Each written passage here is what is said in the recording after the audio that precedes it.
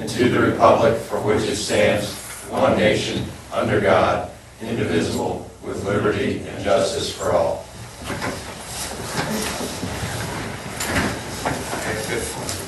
Before us, we have the agenda. Are there any additions, deletions, or corrections by fellow board members or department heads? Yes, Mr. Hobbs, I'd like to take off under unfinished business number 2.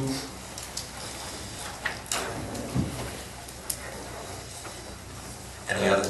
I'm sorry, go ahead. Any other changes? Okay, the agenda will stand as amended.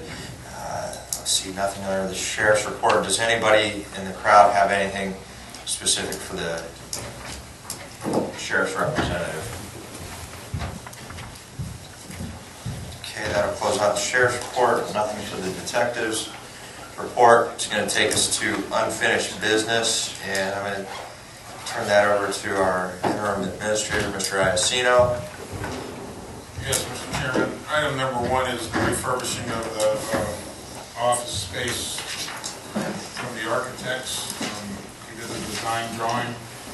He wishes that you guys look at it and see if that's something that we're looking at, so he can go further with the Yeah, listen, I know I've taken an initial look at it. I think some of my concerns, I don't like that staff exit door off the zoning, essentially where you come into the foyer, and then you instantly have that exit door. I mean, how both an admin and a zoning desk button right up against each other. I'm not sure if there's any way to work around that, just with how we also want to deal with securing that area. Is that the secure door or the staff exit door? or staff exit door? I'm sorry. When you come in through that front forum.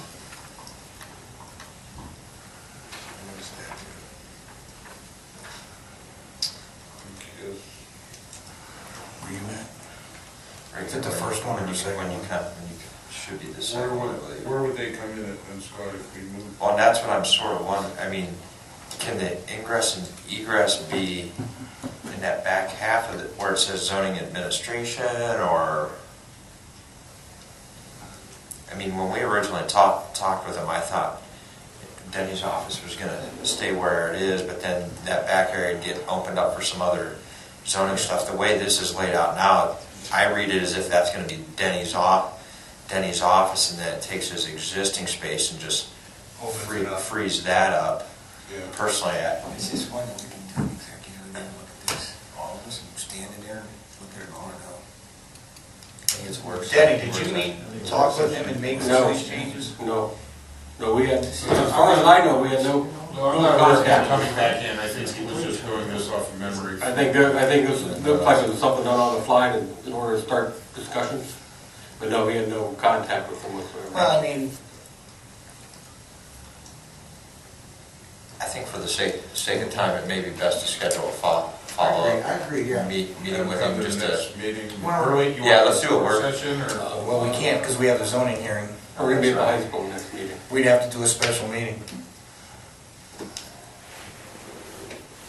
Me personally, I see plans, but I like to stand in the areas where these are, so we can Yeah, see. We kind of need him in here. Kind of Doing what it on a it's- Saturday. Session of In some other words, sort. we have the map in front of us, like a blueprint, say, okay, we're standing out in this room. Well, So I you don't can think visit- he's to that stage yet. I Yeah. think he's, before we get into that point. Right, but I mean, we'll use this as a similar blueprint and look at this and be in these rooms and say, okay, like Scott said, let's go, we would be able to stand and say, there's where that door is. Because right now, for me, it's hard to visual. The second. Is that- Is that too long? I think it's too long. I think what we should do is try to meet either next Tuesday or on a Saturday again. Next Tuesday's not going to happen. Yeah, Any lunchtime? how about a Saturday? Even a Friday, like a Friday lunch meeting, I could We probably. can do a Friday lunch, 12:30 for me. Well, since Alan works till then, it's perfect for you. 12:30 is good. Okay, that's nice of you, Al. Two trustees. I don't care. I'm I flexible. can give him a call and see what he can do a lunch meeting. Let's see if he's got some just dates and times. Fridays preferred? Yeah, because my Tuesday through Thursday, that's almost Tuesdays are darn Fridays. impossible right now. What about Saturday and then again? Get the architect, give us a couple days maybe. Yeah. Joe, I'm gonna come. Anytime on Saturdays, okay? I'm gonna come with you. Yeah, I'll call him tomorrow and see what kind of dates we can All right. come out, let the board know. Is that all right? Okay. Yep. I think he's on the right track. Yeah. You're on the right track, sure. Yeah, we don't want to get too far with the plans or anything. No, Have to you made- change but Scott made a plans. good point.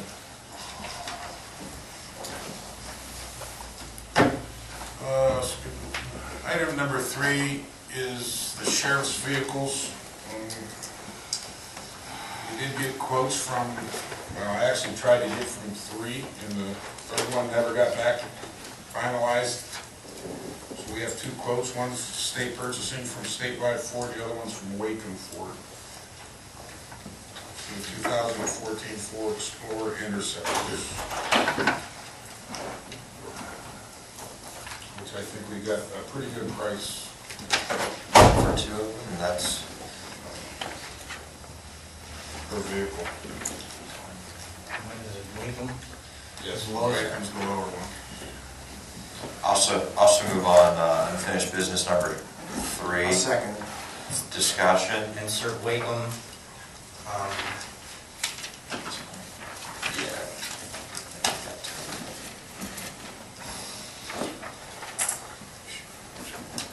Okay, Anthony? Did, now, did Wacom give any indication on what the delivery time is? How long? 6 to 8 weeks maybe, which is pretty common. Okay. We good, Anthony, on, Yep, 28,807.81. yeah. So a lot of times they have those things stockpiled, Joe. What do you want the not to We can end up getting them sooner.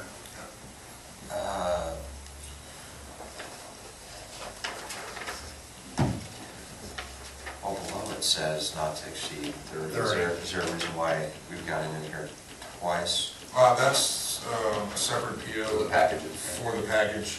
Oh, okay. Got it. Yeah, so let's do third still.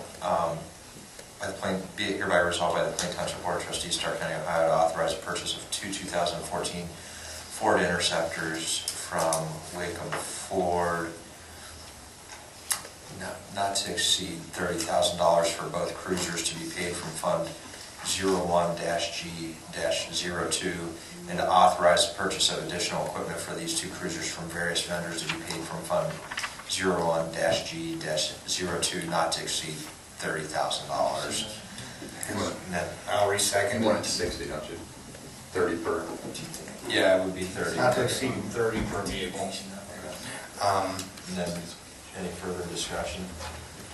I had a, brief discussion, Joe, I think with you even, I think because we have a few of those cars down there that are borderline held together, and we need to get together with the sheriff's office and come up with a,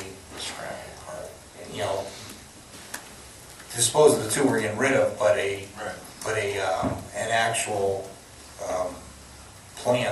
replacement plan for those few other cars that we got out there that are on their last feet. So, whether we can do, 2-year, 3-year, whatever that we're able to do, given Anthony with our budget, and figure out, how many we can do, how often we can do it, because we need to get some of those cars off the road as soon as we can, because Some of them are barely even They're- being used for short distance. I can get Captain George, meet with him if Anthony wants to be there, it'd be great, so we can sit down and do that and put up some kind of timetable that, the sheriff's department's nice. 2 a year, if we can do it at 2 a year. The mechanics over there has done a valorous job holding those cars together as long as they have, but they're at the point right now where they've Got a lot of miles on them. that's well for sure. beyond their best days. Roll call? Mr. Lino? Yes. Mr. Geovasis? Yes. Mr. Hawes? Yes.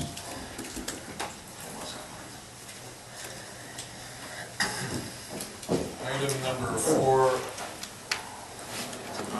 turn over to Mr. Williams.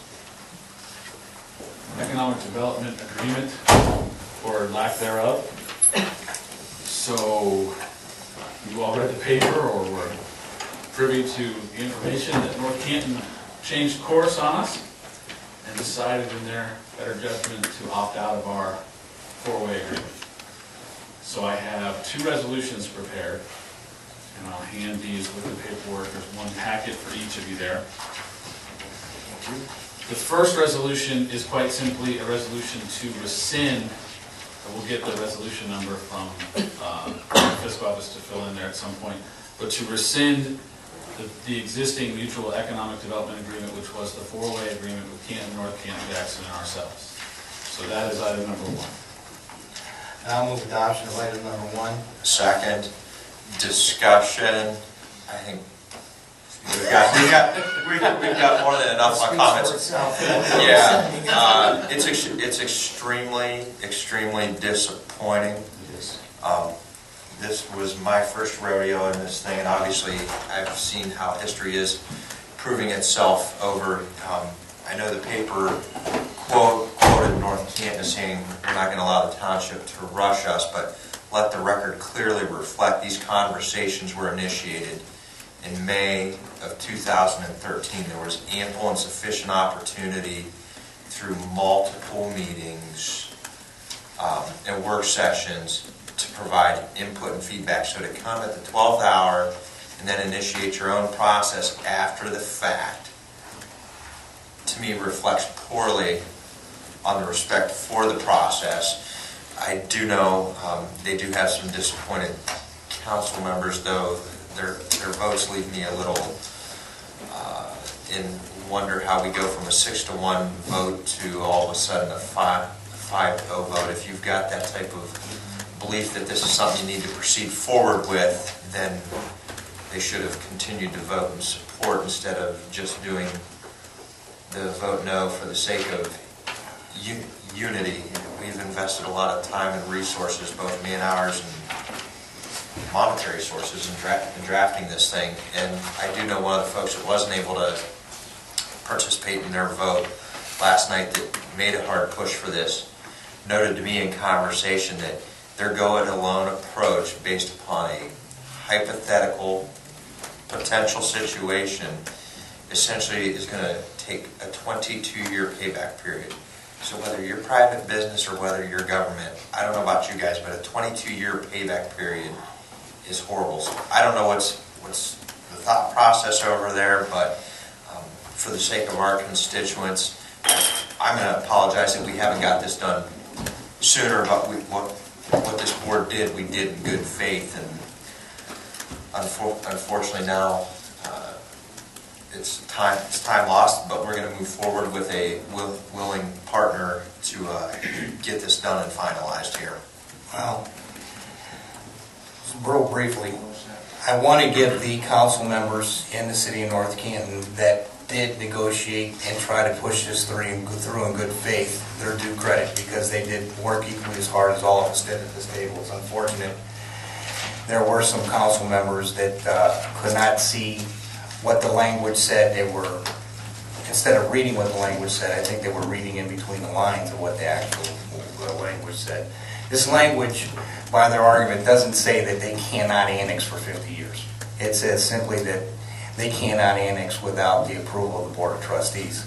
And the thing about agreements like this, there could be some areas where an annexation is more appropriate than bringing it into a JED, re-annexing it through a CEDAR agreement or something like that, whether it would be squaring off boundaries or something along that lines. So nowhere in this agreement does it say they cannot annex. And this agreement only pertained to the particular area along the Whipple Avenue corridor. It didn't pertain to any other area that they may be contiguous. So I think that is a false impression that those members against this agreement were trying to imply that this agreement was not going to go out. Next, I'm very disappointed, and I don't find it a coincidence that the 3 members of the administration and council that was against this agreement were also the 3 members that didn't attend any of the meetings, didn't attend the hearing, didn't attend the joint hearing, never raised any questions throughout the entire process till it came to the point to vote on it. And I'm going to be frank, I'm a little bit irritated by the comments from the council member that said that he's not going to be pressed by township trustees when this has been sitting in his administration's office for the last 4 months, and he's never raised one question until he spoke to the newspaper last night. I'm very disappointed in that council. We're not trying to press anybody. We're just trying to move forward with an agreement in good faith that we negotiated, that Canton, Plain, and Jackson signed immediately, that they drug their feet on. Nobody was pressing them, let's be clear. They drug their feet. Number 3, bringing them into this agreement was good for the area. That's the reason why we brought them to the table. But let the record also show they brought nothing to the table in this agreement of any significance that was beneficial to Plain Township, Canton, or Jackson Township. We did this because it was the right thing to do. And as Scott has learned, as he just spoke, as history has shown, it's ugly head again in negotiating with that administration, regardless who happens to occupy it. I don't know if it's inherent in the office. We get to the gold line, and the line's moved, or they take the ball and go home because, they don't agree with the rules that everybody's played by during the entire time. We gave them every opportunity to enter into this agreement. I think we even went above and beyond by allowing them the last 2 to 3 weeks to try to work out these differences and get it passed. And again, I apologize to our residents because we just wasted another 3 weeks where we could have been working with those 2 entities that are under construction right now to enter into an agreement that would have benefited us. And I'll leave it at that. Roll call. Mr. Lino? Yes. Mr. Geovasis? Yes. Mr. Hawes? Yeah, I mean, and I think you guys well said it. I'm also disappointed, and it wasn't anything that they were going to bring to the table. It was just something that we were going to work together as a whole. It was something I thought as a future, that it's time that we work with each other, not against each other. And they had the opportunity. They didn't do their homework. They waited. This thing went almost 8 months. We had a law director that worked hard on it, trustees that worked hard on it, and it's just disappointing that they waited to this last minute to make that decision. And it's sad when you're now trying to tell residents of cities and townships that it's time to start working with each other instead of against each other. And to me, this shows a negative, and it goes back to square one, that here we've got these magnets again going against each other with the city and the township. That's the way I look at it. So, and well put with both what you said. That was the first resolution. That was the first one. There is a second one. So you do a roll call. Oh, did you already vote? I'm sorry. I did. Yeah, I thought you did. Okay, I caught up in a moment. They just forgot to trust you here. Here's the I got caught up. some wrinkles we got late this afternoon. So this is a little different than what we talked about at the last meeting. I want to bring your attention to that. I was working on the agreement and the changes from it being a 4-way to a 3-way. Pretty much had that complete. And then I got into a conversation with Jackson Township late this afternoon, and they made kind of a good point. They don't need to be a part of our particular agreement with Canton because they already have theirs. And it encompasses all of Jackson Township. So they have an agreement, or at least it encompasses a quarter of Jackson. I'm not sure if it's all of it. But it at least encompasses their needs with regard to partnering with the city of Canton. So what I did instead was, went back kind of, not to the drawing board, but just to the same agreement that we had with, it was a 4-way agreement, and then a 3-way agreement, and made it a 2-way agreement. So now it is between Plain Township and the city of Canton. You have in front of you a resolution to move forward with that agreement and to set a public hearing. You can do what you want with the date. In here I put it for April 10th, thinking that would give us enough time from now till, say, the 9th or 8th of March to make sure Canton's on board, we're good to go, and that date works for them. And then we have it 30 days after that, after it's been on display in both the municipality and the township. And with several council members that I had conversations with today, they're all on board. I'm sure I they mean, are. it's just narrowing down the Right. date and the time. Right. So this is what I put in, not being able to talk to anyone today. I made a couple of phone calls to my contacts at Canton, couldn't get anybody on the phone to confirm that this date and time works, so I just put it in there kind of arbitrarily. This particular date gives us enough time that if we had to amend it at our next meeting, we could, and we'd still be in good shape on the timeline of things. It'd still be in that week or so time frame. So that's why I chose this date. But that's the agreement you have to vote on in front of you. It's just like it was with the 4 entities. It's kind of that agreement to agree to partner in those areas that we've identified. The only other thing I want to point out and make sure you understand, if you guys get the calls from Jackson Township, is when you look at the property description, I left it the same because I quite frankly don't have time to put in there the exact boundaries that are only in plain and not encompassed in the last one. But I added a sentence that said that we recognize that the city of Canton and Jackson Township already have an agreement in place. But the party consists of areas of Jackson and Plain, or the property, excuse me, consists of areas of Jackson and Plain as follows, and just use the same area. So that it doesn't affect Jackson, but when we're recognizing that they've already got that in place, but it's the parts of Plain. If that makes sense. Also move on that. I'll second it. Discussion, Thanks to everyone right there. roll call. Mr. Geovasis? Yes. Mr. Hawes? Yes. And Mr. Lino? Yes.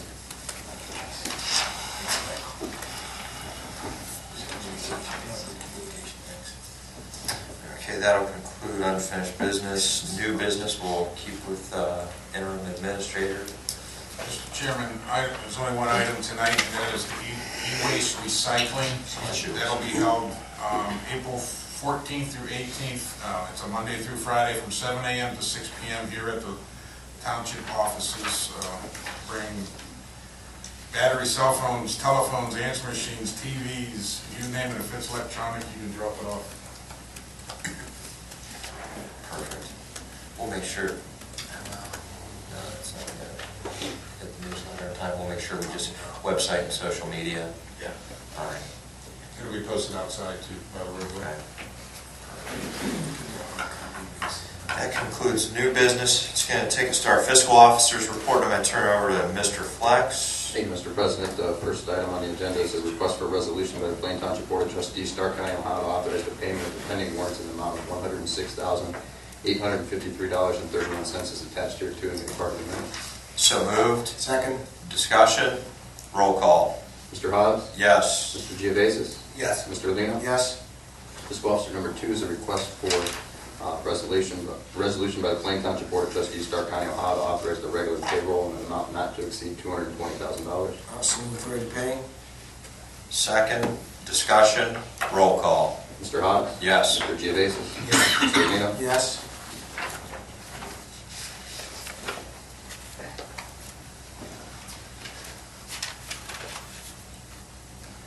Fiscal Officer number 3 is a request for a resolution by the Plain Township Board of Trustees, Stark County, Ohio, to authorize payment for the following medical claims. Claims is provided by Health Care and Express Scripts. So moved. Second. Discussion. Roll call. Mr. Hobbs? Yes. Mr. Geovasis? Yes. Mr. Lino? Yes. Fiscal Officer number 4 is the investment report. The rates continually go down. With that one coming up in April, we anticipate them holding it flat, or do you think we're going to go down a couple basis points on that as well, or? I don't know, First Merit's always been the highest by far, but we'll have to pull them and see what they are closer to April. Yeah, they keep inching down the wrong direction. Okay. Fiscal Officer number 5 is the request for the liquor license for the establishment there at 5114 Whipple Avenue Northwest. Is a new request. Have we inquired with the sheriff's office? I did receive an email that Linda had sent out to the sheriff's office to find out if there were any calls to that address or any issues at that location, and it indicated that they're working on it. This is a new business though. I'm sorry, haven't we in the past, if it's a new business, that we've held it over? I think I've not had that's that. normally done, normally if it was an established business. Yeah. Well, I mean, we haven't held it over if it was an existing establishment. existing, We haven't- but this is new. This is new, so I think we should hold it over to our next meeting, make sure that we don't have any, my personal idea. Okay. Fiscal Officer number 6 is a request for a resolution by the Plain Township Board of Trustees, Stark County, Ohio, to authorize the following transfers. Also move. I'll second. Discussion. Roll call. Mr. Hobbs? Yes. Mr. Lino? Yes. And Mr. Geovasis? Yes. That would conclude the fiscal officer's report for tonight. Thank you, Mr. Flax. Now, we'll take us to our administrator, Mr. Iacino again. Mr. Chairman, item number 1 is Snyder Park. We're looking for some guidance as to a good date for a grand opening for the dog park and the new restroom at the same time. The board can give us some dates, preferably a weekend, a Saturday or Sunday, whatever the board feels. I know we were looking early April, early May, Rob. Correct. But if that doesn't work for the board members, and they would like to do it later, we don't know what the weather's going to be, so. If I may, Mr. President, I spoke with Joe today, and if we have a hot April, then that grass is going to grow. If we have a terrible April, then the first part of May with that grass, it may not have rooted yet, because it just was planted in late fall. It's on a hill. It's on a hill, so it all depends on the weather. If April's bad and May now starts to kick in, beginning of May is really not enough to open up that dog park. Well, we want to recognize the donors for the restroom too, so we need to give them a timetable or a date, so we can probably get them there. And Rob's been taking care of all that, he's jumped right on board with that. We want to have both the dog So it would park. be nice to do them both at the same time. And I would suggest if we wait till after early May, we would wait till June, because we have events literally every weekend, all weekend, the next 3 weekends of May. Just events of the See, time. we're in a catch-22, because those people ready to run those big dogs on, and if that's ready to go and we haven't opened it yet, you know, it's almost like if the weather is good, it's end of May, but you want to do that opening in June, can you still open the dog park and then still just have an opening on it? I think you could. Well, I think we Because can that open may it, be you the know, next, because I'm if telling you, go to try to that do grass that, is then- high and it's cutting, people are saying, why is it on it? And you tell them, we're just waiting for an opening, grand opening, we're gonna catch it. I think there's If two we ways. wait too long, the restrooms are going to be open also. Yeah. I think there's 2 ways to do it. I think you can always open it and then just have the ceremony and the official grand opening at a later date, or you can certainly wait depending upon whether to open it later as well. I mean, I don't see a problem with opening the park to allow it to be used and then have the grand opening be a ceremonial piece of business rather than. Yeah, We'll weather do a permitting. walkthrough inspection before we open anything. It's not even like May 24th is a Saturday. That's Memorial Day weekend. That's Memorial Day weekend. What's 31st? That's we have tournaments. There you go. Here's what Ross. We got a lot going on in We May. got a lot going on in May. April and May are booking quick. So, and if you go too early in May, it's not ready, the weather hasn't been good, then you're not ready for the grass anyways to grow. So, I think. You want to wait till June, or if you don't have to give us an answer today. I mean, Yeah. Check your schedules, I don't know what everybody's schedule's like. If we only on that last weekend in April, then that would be May 17th. I'm out other than that. Yeah, I'm out too, because I have permits for my son's graduating on that day. You could always touch base, and again, if Yeah, we're we able to can, open it, and we can it open it. looks like it's at the gonna be ceremony. June, but it looks like, again, if the weather's good, We and can, the grass is growing, and you're cutting it, go and let the dogs run, doesn't mean you can't still do the opening. correct. Okay. Let us know. Does that make sense? Complete.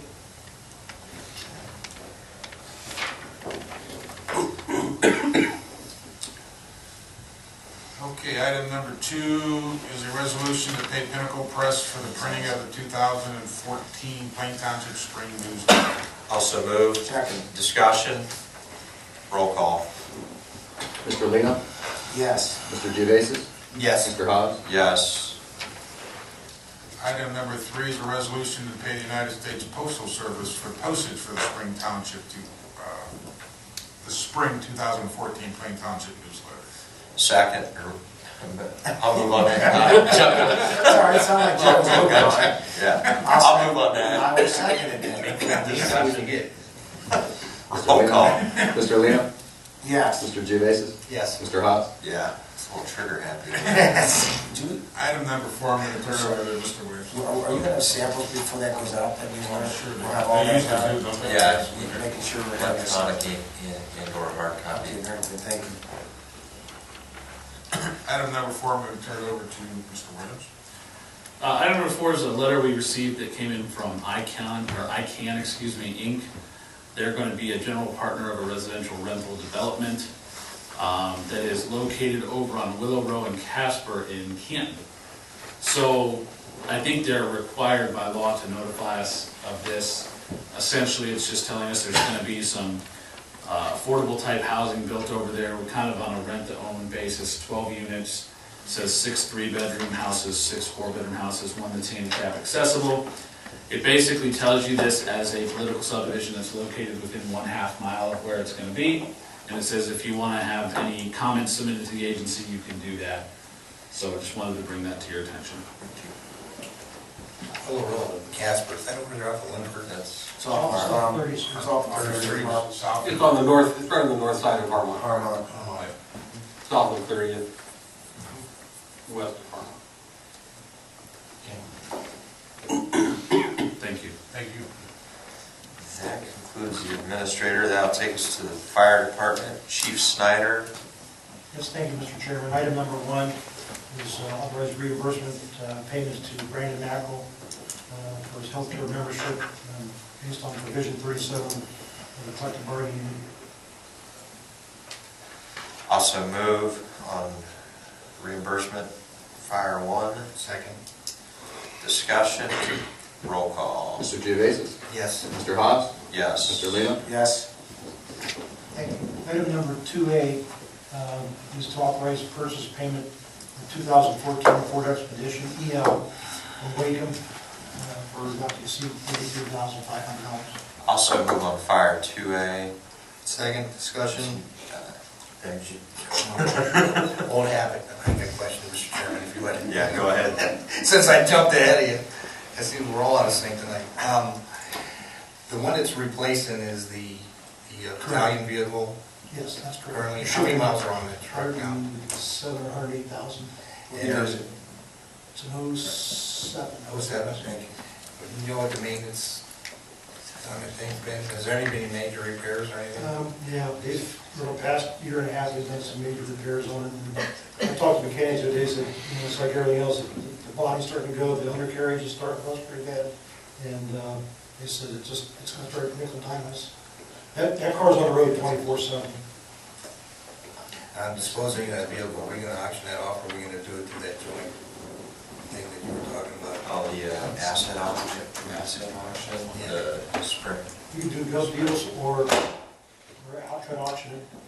I mean, we've already got it set up to where we could do gov deals, depending upon what date we settle upon with the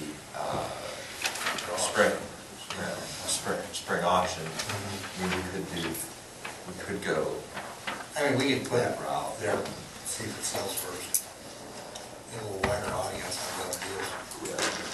Maybe get a little better price based upon some past history of things.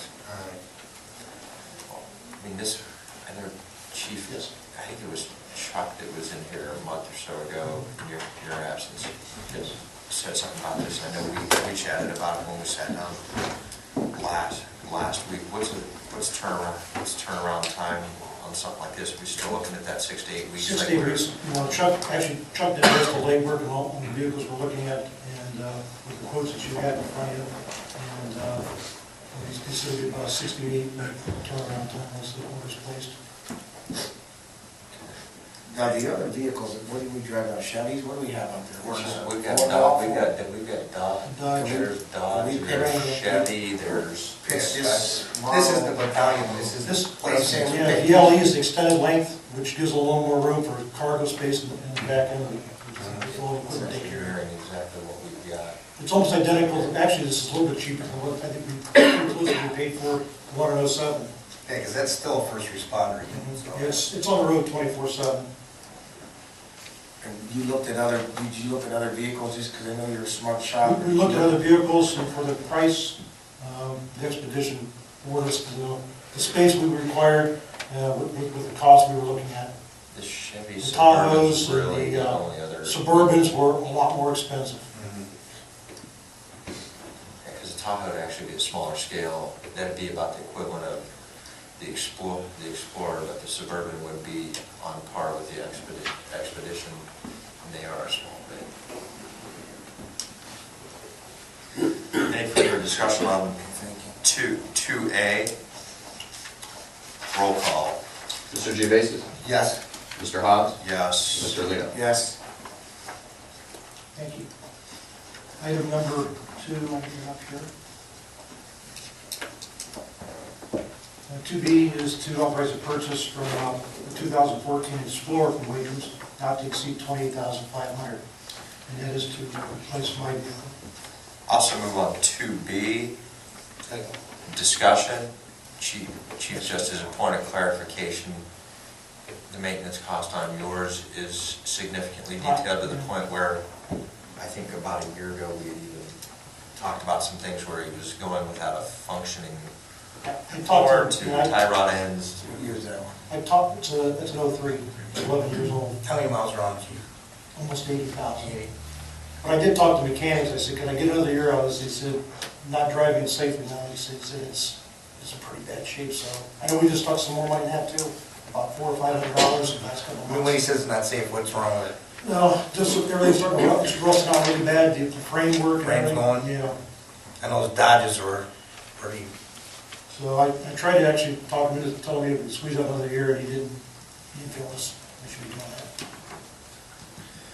Any further discussion? Any questions? Roll call. Mr. Geovasis? yes. Mr. Haas? Yes. Mr. Lino? Yes. Thank you. Thank you, Chief. Now we come to the Public Service Department. I'm going to turn it over to our Public Service Director, Mr. Iacino. Item number 1 is a resolution to authorize the purchase of 2 international dump truck chassis from Rush Enterprises, not to exceed $168,534. Also move on Public Service Department number 1. Second. Discussion. Joe, just a point of clarification, can you talk to the age and the equipment that this is going to be replacing? The 2 trucks that we will be replacing are 1991 models with around 80,000 miles. It's not the mileage, it's the wear and tear on these trucks for 23 winters, snow plowing and salting, and they're just, every time they go out, they're breaking down, and it's, just can't stretch them any farther. I mean, we're starting to put good money into bad vehicles. And we've been saving for a couple of years to be able to purchase these 2 vehicles. And they're very bad. We have 4 or 5 others that are just as old, but we're going to get rid of the 2 worst for it. Well, these are the only 2 left that we did purchase the stainless steel beds for you, correct? Correct. Right.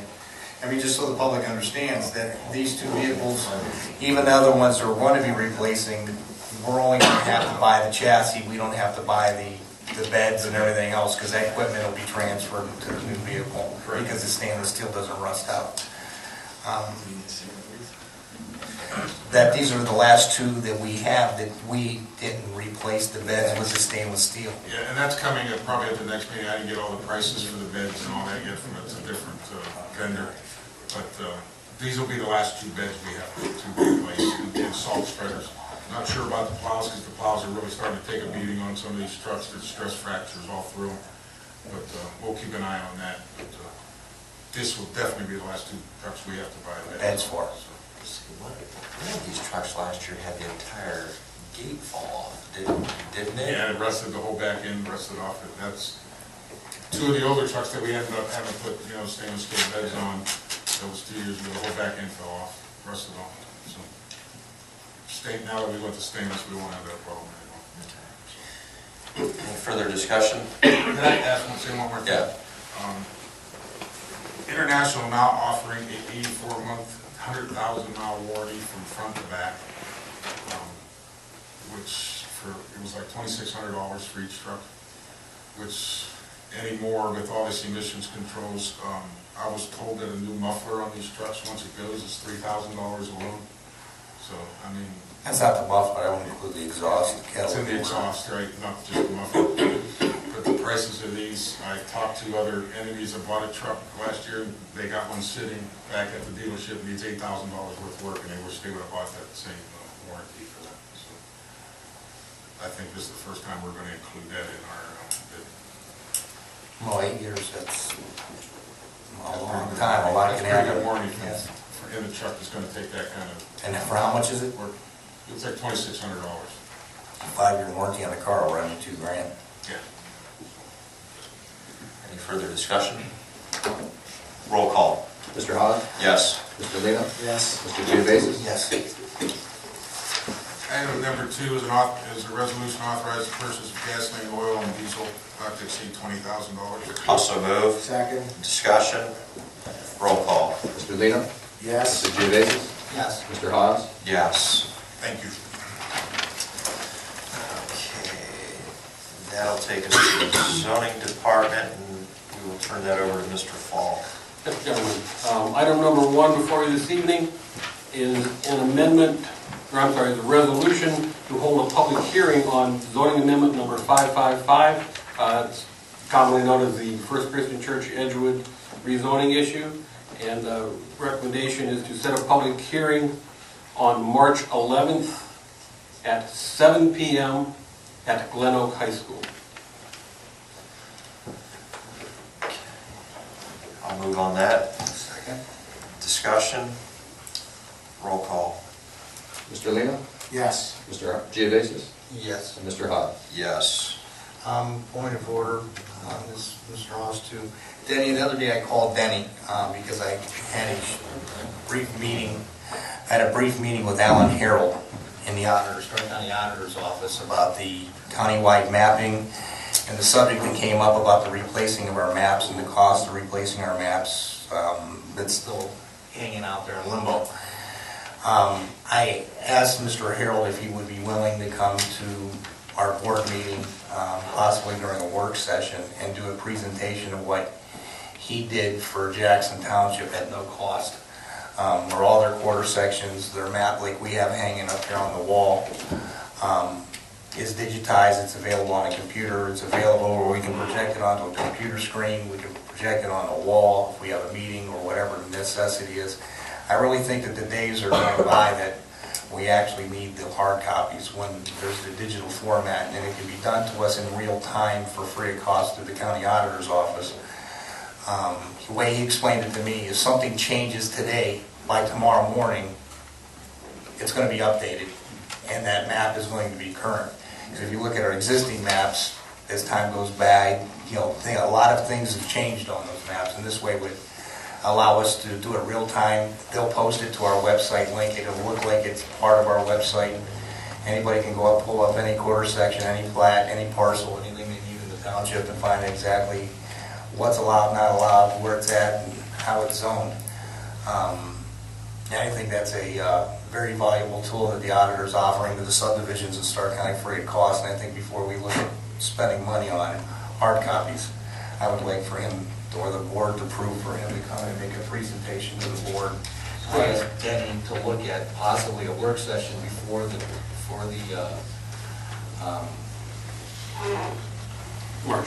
March 11th zoning hearing at the high school, where you can come make the presentation for 20 minutes prior to, say we meet at 5:20 or something like that. He said it shouldn't take too long.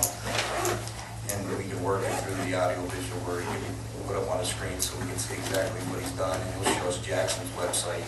Right, I've been working with them actually on giving me a couple other layers that Jackson doesn't have. Okay. Is the board okay with that? Yeah. So we'll set work session for 5:30. 5:20, just to give us enough time. The 11th, yeah. 11th. So we're not going to get 7, we're going to We'll have the work session at 5:20. Our regular meeting will start at 6 o'clock. and then we have the public hearing at 7. That way, we can get through all of our business. As a reminder to all department heads, keep your agenda items lean into the point, because I'm just simply stating for the sake of our meeting on the 11th. You got a guilty conscience. You got a little bit. All right.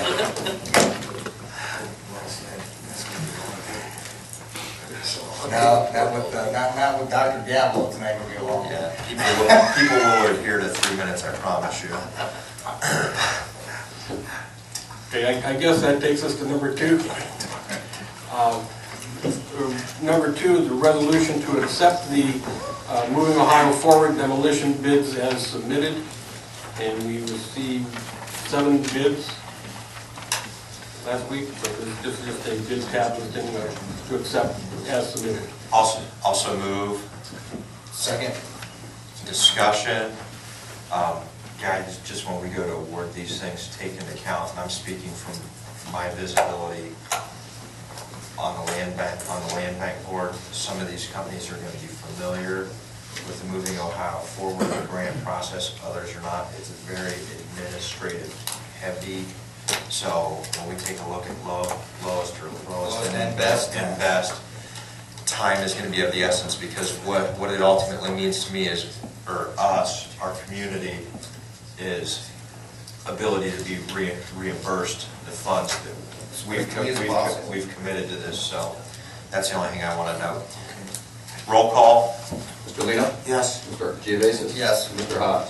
Yes.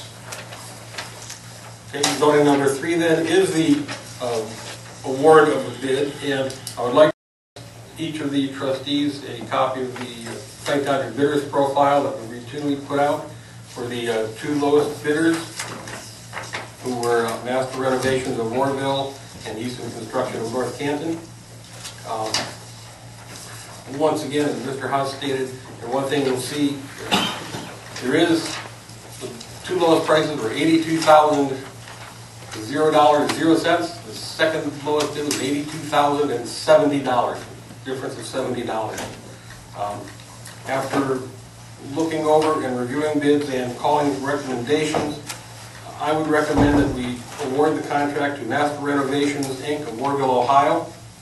And this is based primarily on the fact that they have experience with Moving Ohio Forward grants. I contacted Tuscarawas County and Medina County. As I said, I contacted both Medina County and Tuscarawas counties, and they both gave high recommendations to Master Renovations based upon the communications and the fact that the deliverables as required by the Attorney General's office for the payment were submitted very rapidly, and more, they didn't have to go back. And once again, it's a difficult call for $70, but I believe in this instance, once again, it's my recommendation to go with Master Renovations of Warrenville. Jeffrey was $92,000. It's almost a no-brainer. You've got a company that's been through it, and knows the market. I'm going to move that we move forward with Master Renovations Incorporated based upon the recommendation of the zoning planning and development director, as well as what visibility I have at the land bank board. I'll second. Level. Any discussion? Roll call. Mr. Lino? Yes. Mr. Geovasis? Yes. And Mr. Haas? Yes. Thank you, gentlemen. We will go ahead then and process. We've got 2 copies of the contract that Mr. Flex will have you sign this evening, and I will then go ahead and work with Master Renovations to get this process moving. Thank you. Zoning number 4 is a resolution to execute the contract for Master Renovations. So move. Second? Discussion. Roll call. Mr. Lino? Yes. Mr. Geovasis? Yes. Mr. Haas? Yes. And then finally, zoning number 5 is a resolution for payment to the U.S. Postmaster for postage in the amount of $2,993. Also move. second. Discussion. Roll call. Mr. Lino? Yes? Mr. Gevasis? Yes. Mr. Hawes? Yes. Thank you, gentlemen.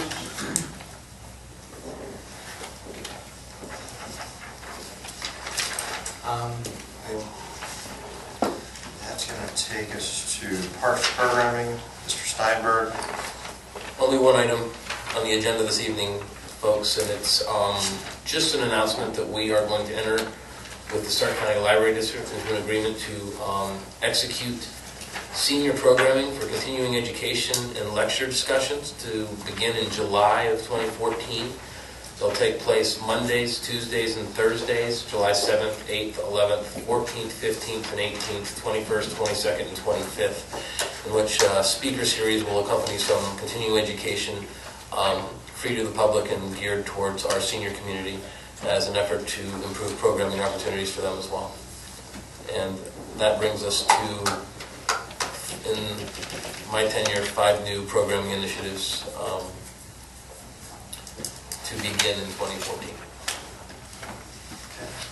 Any questions for Mr. Steinberg? Nothing under the law director. Communications. I'll turn it over to Mr. Iacino. Item number 1, we have a thank you for our fire department.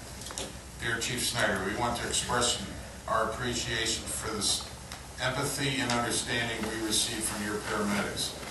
They showed an abundance of concern and tried to keep us comfortable from our terrible falls on the ice. They are to be commended for their professionalism and skills. Plain Township is fortunate to have as our chief a leader of good men. Sincerely, Pat and Howard Linz. Go ahead, Chief. Replacing them, yes, for sure. I mean, I know those guys went to the hospital just packed with people involved. Oh, they were falling everywhere. Mr. Lenz went out to get the mail, I believe, and fell into the driveway. His wife went to go help him. She took a spill, and they were both laying out there, so. Wow. Well, good work. That closes out communications. That's going to bring us to the point of the meeting, public speaks. Should you wish to address the board, we ask that you state your name and your address to the fiscal officer for the record, and you will be limited to 3 minutes based upon our public speaks rule, which I will give you a warning when you hit the 3-minute mark. So, is there anybody in the crowd that wishes to speak or address the board regarding any township-related matters? We'll go with that gentleman first. You can just come up to the...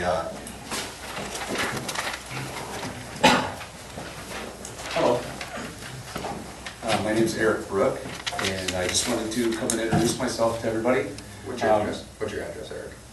2645 26th Street Northwest. Thank you.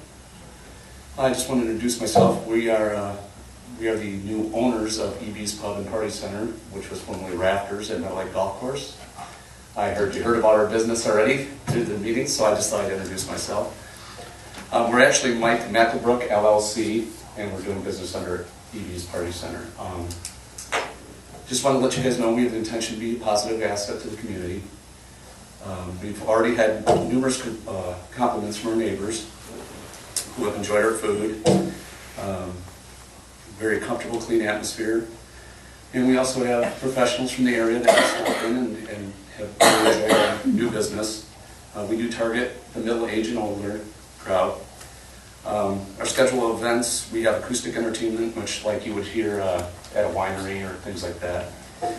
We do have an occasional band on Friday nights. And we also have wedding receptions, anniversary parties, things like that on Saturdays. I know that there has been just one neighbor that has brought us up here who actually had a history of problems with the former owner of the establishment, and I just want to let you know that those won't be an issue with us. We're not going to have any Sunday afternoon motorcycle shows in the parking lot or anything like that. We're going to keep the noise down to a minimum, and anybody is welcome to get a hold of me 24/7 if there's any kind of issue, and I will make sure that it's handled immediately. But we do plan on keeping the noise down to a minimum, and once again, from what I was told, the one issue that was brought up within the first week of our business was the sheriff's department was called by a neighbor that's not real close proximity, but the person in question that had issues with the Barr family in the past. And from what the officer told our bar manager, that he could faintly hear the music at the property line between Meadow Lake Golf Course and our neighbor's house, and he could not hear it at all within the dwelling. So it wasn't a tickable offense, and it wasn't, it was just kind of let go at that point. But once again, we're only going from 8:30 to 11:30 when we do have bands, and that's only Friday and Saturday. So that should be the only time that there's even music that's audible, but we go out and monitor it in the parking lot, and we will be monitoring it all the time and making sure that it's kept at a low level. Thank you. We'll have to wrap it. Okay. Any questions by? Just want to commend you for coming forward and introducing yourselves to us. Thank you. Welcome to the community, and we're going to take your word on it that you're going to be a good steward over there. We definitely will. We just want to have a place where people come up and be comfortable and have some food and listen to some entertainment. I mean, I commend you for coming here because we're actually going to have somebody come and talk to you just to pre-warn you that you're here. And you know that one neighbor's going to, he'll show up. And a lot of times he'll have us come over his house and sit out there and listen, and probably will. So, And I welcome you to sit there, and I promise, like I said before, there was Sunday afternoon entertainment previously at the location. We're not going to have that, and we're going to respect our neighbors, and we want to be a member of the community. We don't want to be a thorn in someone's side. So we'll be watching that. There won't be any Sunday afternoon anything. And compared to the language of the golfers on the golf course, I don't think there's anything we can do. So apparently you play with Albie for right. I'm surprised you didn't call on me when I golf. And honestly, what you just did now is good, and I'm not going to tell you what you should or shouldn't do, but meet with some of those neighbors if you could, and talking to them probably be a good advice. Yeah, actually, get on their good side and talk to them, and they find out that you are a man of your word, and that might be a go. Oh, I will do that. And also, we had a neighbor come in last night who had actually read, I think the minutes were in the newspaper or something, and he came in and he was in very close proximity of the building, much closer than the other neighbor, and he said that he can't hear it at all. So he said, he was behind us 100%, and we've had other neighbors that are really happy to the renovations we've done and cleaned up the place, and it's really nice, and I hope you guys stop out and have dinner and try it for yourself and give us a shot. Perfect. Thank you. All right, thank you very much for listening.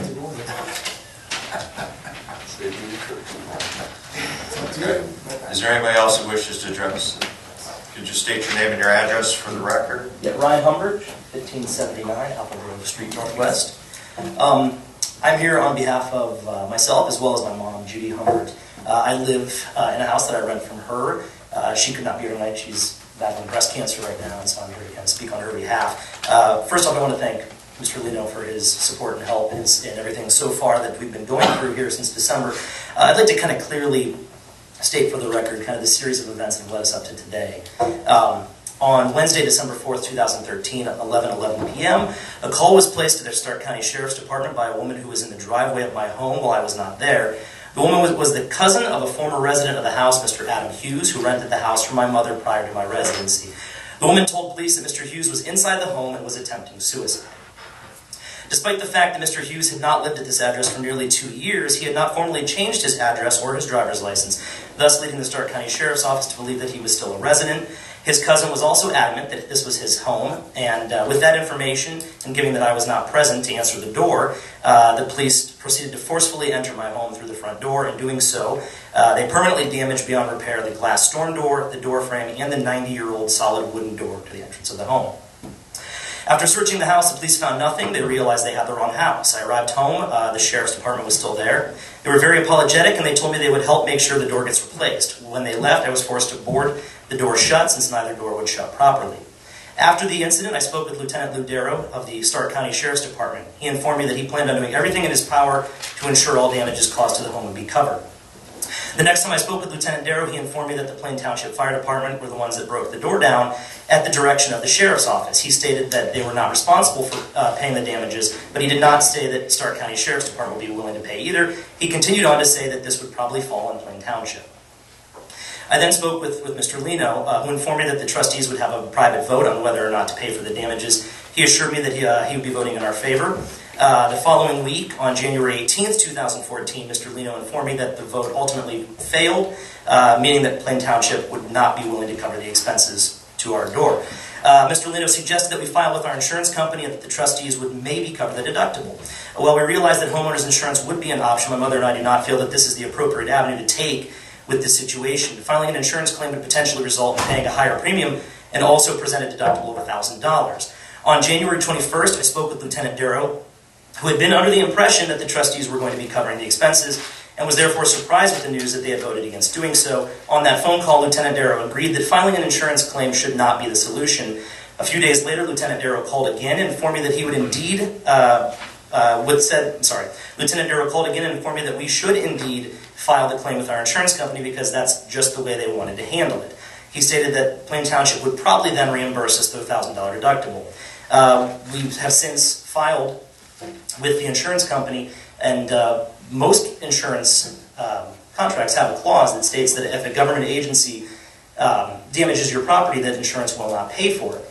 In the past, I've had a mailbox that was taken out by a snowplow, and that was fixed, that was taken care of. I feel that this kind of falls in that same category. We were innocent victims at our home. The Stark County Sheriff's Department said that since they are under contract with Plain Township, that Plain Township should be responsible for paying for the costs. The costs are about $3,000. Just shy of that, I have the official statement from the builder. As of February 3rd, the door has been repaired, fixed. We just got exactly what was there before, a solid wooden door and a storm door. I guess my question would be as to why it was voted down in the past, and also to Trustee Hawes and Giovanis, if this were to happen at your home, or any of the gentlemen here, if this were to happen at your home, how would you feel about it, and what would you want to see done? Mr. Humber, let me address something very clear here for the sake of the public. Right? Thank you. There was never a private vote on this matter. That's a violation of the Ohio Sunshine Law. Yeah, I was informed. So that wouldn't have happened. The information was passed along to us for review and consideration. At the guidance of our law director, we was told that we should allow to see what the sheriff's office said. In that aspect, Chief, was you ever engaged? Eric, were you ever engaged? This is the first time I know about this. And Nobody's informed me, nobody's talked to me up to this point right here. because I mean that's news to us, because typically these types of conversations, I can assure you, our fire chief and our law director and Joe being our interim administrator, or at least when she is our administrator, would make us aware of those things. So for the sake of any types of votes or formal decisions, there was none. Again, Okay. we don't violate. It's transparent, but we did table it based upon the ask to have it investigated through the sheriff's office and so forth. No new information has been presented to us. I spoke with Lieutenant Darrow before I just made a work trip, and Lieutenant Darrow said that him and the sheriff would be coming to speak with you guys because they said that they were going to take care of that for us. Well, I did receive a phone call from the sheriff's office right after it happened. Sure. And This was like 2 weeks ago. They said they'd be getting in touch with you guys. And that was the last conversation that I had with them. I told them that I would call the law director, I would call the township administrator at the time, which Lisa, I called her at home, and asked her what the protocol would be under a situation like that. And the only other conversation I've had since then has been with Eric Williams, the law director, about what the actual legal protocol would be. Now, Sure. I can give you my own personal opinion on how I feel about it since you asked that question. Sure. I think, personally, I think normally if somebody is in that house and they're about to injure themselves, or the police have to go in and break that door down, and whatever the circumstances may be, to gain entry in the house. I think the individual living in that house brought that on themselves, and they should be fined, so we're responsible for it. My personal opinion is because this was a mistake. I'm open to the idea of looking into the fact that, seeing what we can cover on it. That's been my position from the beginning, individually. Because I don't think this was done because you were the one actually in the house threatening or injured yourself. They caused the door to be busted in. But from the fire safety standpoint, when they get a call like that, and especially the circumstances of that call, and nobody's open, we're coming to the door, they have no other choice but to gain entry. I understand why they did what they did. But if was the person in there that actually, then I think that would be the property owner's responsibility. And in this case, that person would have at that point broken into the house and then tried injuring themselves, whereas none of this had happened. Well, no, I'm saying if the person lived there and but he did. But I'm saying in the case they would. But what about the fact that he didn't live That's there? the difference, I think, in this situation over the other ones, is because somebody gave somebody else the wrong address, assuming somebody else was there. I think it was a mistake. Absolutely. The comment that I had with Mr. Humbert here, first of all, our fire chief doesn't need to be involved, is because he's not the one that's going to make the decision whether we're going to be in the house. It has to come under us. So you have to leave the fire chief out of this. So he no way should have come under. I just made, Mr. Leo, the fact that, we're called to an incident, with law enforcement being there, and we have suspicion that there's a person inside that he's either harmed themselves or going to harm themselves, it becomes a life or death situation. I guess, we do everything we can possible to check windows or doors, just make sure they're unlocked before we do any type of forcing. But when it comes down to a life or death situation, we're going to do everything we can in our power, I guess, to make sure that we're going to err. If we're going to err, we're going to err on the safety of trying to save a life. And the dollars and cents at that point is minimal to what that life is worth. Absolutely. So, for us to look at and say, the fire department busted the door down, I'm a little taken back by the fact that, we're trying to be out there and promote what we do as far as being professional, act professional, and act accordingly to, what information is given to us. And so, this is the first time I knew about it. I don't monitor every call, so I'm not familiar with all the circumstances of this, but I certainly feel sorry that that incident took place, that there was damage occurred, that, and obviously there was nobody there, so. Well, we were told that by the sheriff's department that the fire department was not responsible for it because the fire department broke the door in at the direction of the sheriff's department. So that made the sheriff's department responsible, therefore having it fall back on Plain Township since they're under contract. If I could, I never got to finish. I was talking, I was saying things.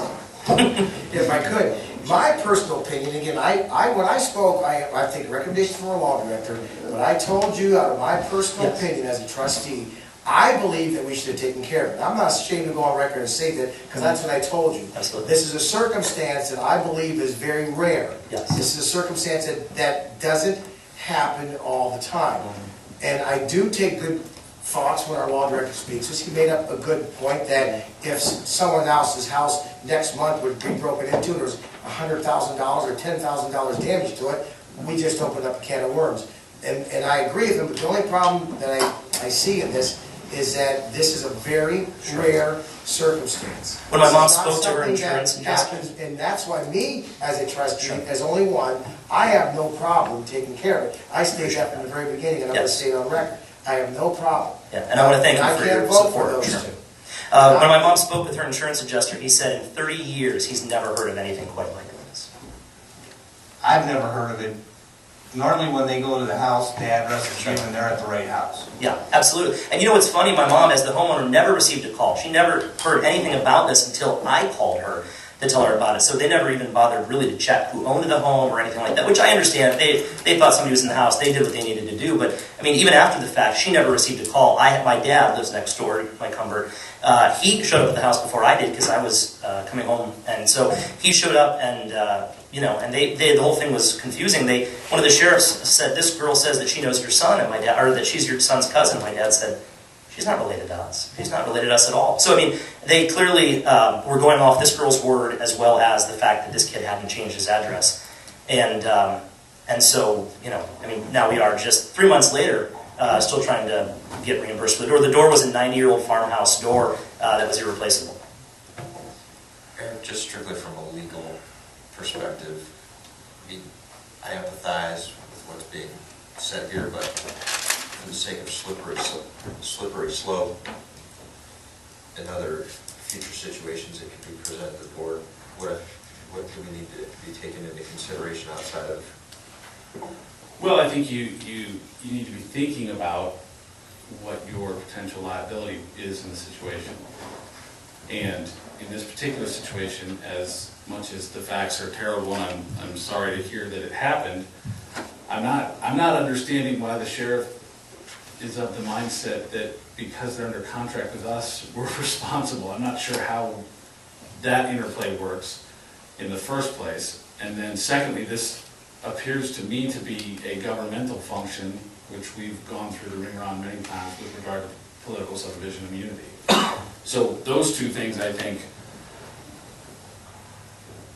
limit your exposure. Issue with the sheriff's office, because if you want me to, I'd be happy to. Yeah, I don't know. Because I do think at their command, there's liability, because if there's other circumstances that are brought up, oh, well, we retain that right of oversight. But now that it comes potentially at their risk policy for reimbursement, somebody's singing and dancing to a different tune. Yeah.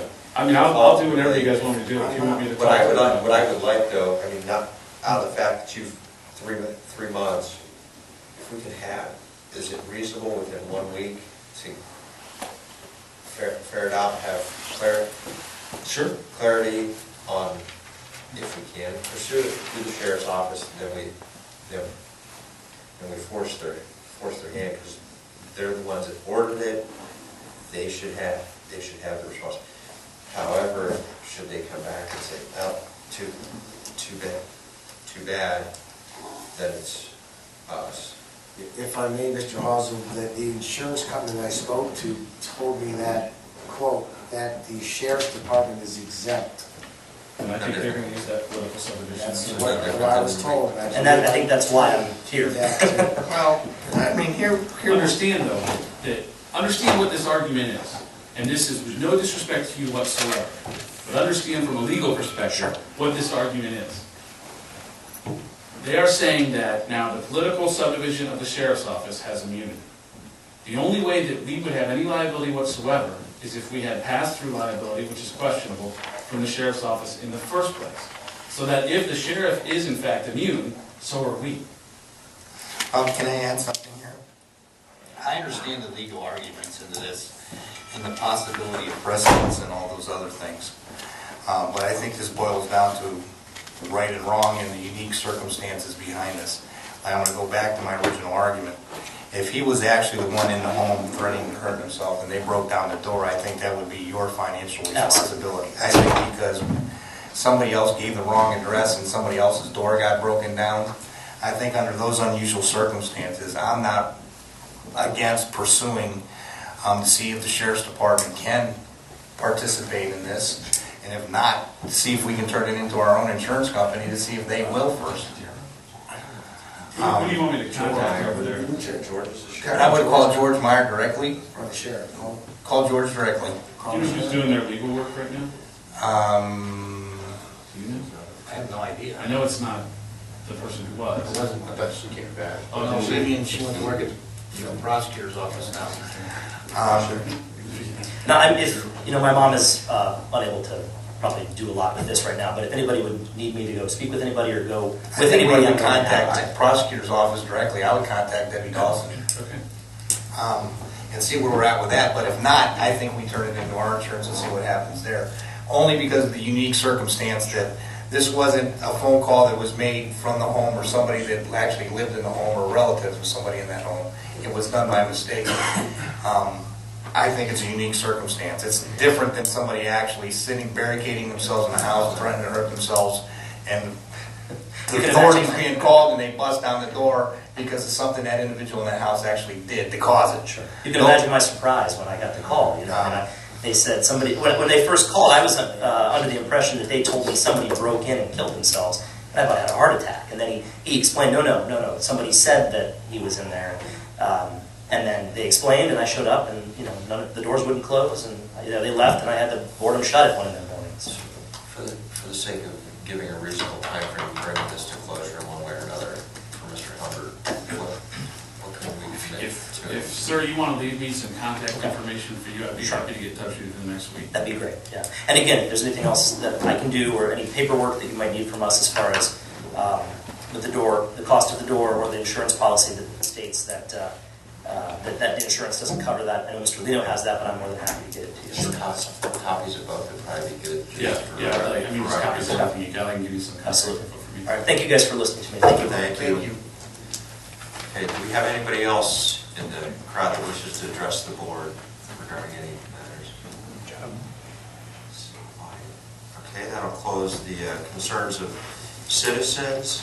It takes us to concerns of trustees. I got one thing. Do you have something? No. Okay. Just briefly for the record, and I talked there prior to the meeting about it, I've been getting some phone calls since the repository article came out in regard to the McDonald's being approved by Common Pleas Court, and comments that were made in the article that some people are implying that the administration or something is involved in this. I just want to make it clear for the record that this Board of Trustees at no time before, now, or in the future has been involved in that decision-making that was done by an individual body, a different board than ours, that is now currently being appealed.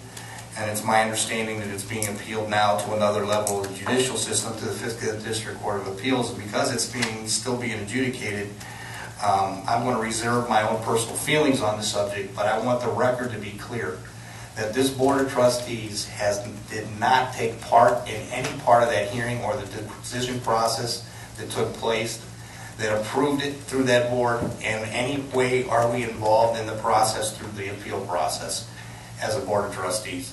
So the public is fully aware, all of the residents over there are concerned about this, that this board is not involved in that decision.